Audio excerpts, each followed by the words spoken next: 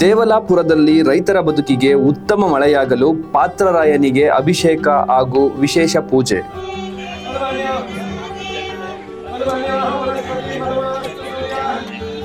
ನಾಗಮಂಗಲ ತಾಲೂಕಿನ ದೇವಲಾಪುರ ಗ್ರಾಮದ ಊರಿನ ಹೊರಭಾಗದಲ್ಲಿ ಅನಾದಿ ಕಾಲದ ವಿಶಿಷ್ಟ ಪರಂಪರೆಯನ್ನು ಉಳಿಸಿ ಬೆಳೆಸಿಕೊಂಡು ಬರುತ್ತಿರುವ ಗ್ರಾಮದ ರೈತಾಪಿ ವರ್ಗ ಈ ಬಾರಿಯೂ ಸಕಾಲದಲ್ಲಿ ಮಳೆ ಇಲ್ಲದ ಕಾರಣ ಮಳೆಯ ಮೊರೆಗಾಗಿ ಪಾತ್ರರಾಯ ಸ್ವಾಮಿಗೆ ಪ್ರತಿ ವರ್ಷದಂತೆ ಅಭಿಷೇಕ ಮತ್ತು ವಿಶೇಷ ಪೂಜೆ ನೆರವೇರಿಸಿದ್ದಾರೆ.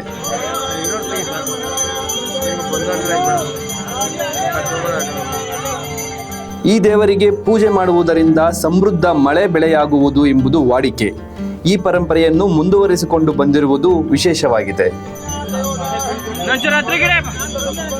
ಗ್ರಾಮದ ಅಧಿದೇವತೆಯಾದ ಶ್ರೀ ಪಟ್ಟಲದಮ್ಮ ದೇವಿಯ ಸಮ್ಮುಖದಲ್ಲಿ ಪಾತ್ರರಾಯ ಸ್ವಾಮಿಗೆ ವಿಶೇಷ ಅಭಿಷೇಕ ಪೂಜೆ, ಅಷ್ಟೋತ್ತರಗಳನ್ನು ನೆರವೇರಿಸಿ ದೇವರಿಗೆ ವಿಶೇಷ ಅಲಂಕಾರ ಮಾಡಲಾಯಿತು. ಇದೇ ಸಂದರ್ಭದಲ್ಲಿ ಪ್ರಸಾದ ವಿನಿಯೋಗ ಕಾರ್ಯಕ್ರಮವು ದೇವಸ್ಥಾನದ ಅಂಗಳದಲ್ಲಿ ಜರುಗಿದೆ.